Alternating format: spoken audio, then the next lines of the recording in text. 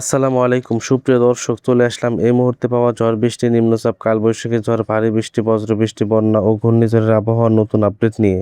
দেশের বেশ কয়েকটি অঞ্চলের উপর দিয়ে রবিবার 24 মে সকাল 9টার মধ্যে 60 থেকে 80 কিলোমিটার বেগে ঝোড়ো হাওয়া সহ বজ্রবৃষ্টির পূর্বাভাস দিয়েছে বাংলাদেশ আবহাওয়া অধিদপ্তর।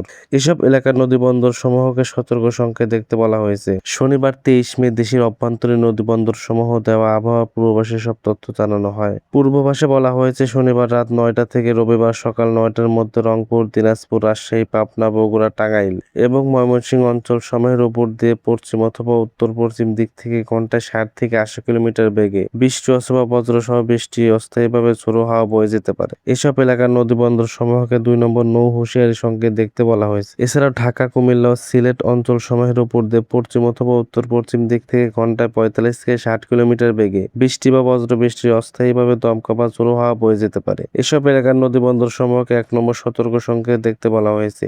এরকম আবহাওয়ার ভিডিও প্রতিনিয়ত পেতে চ্যানেলটি সাবস্ক্রাইব করে পাশেই থাকুন।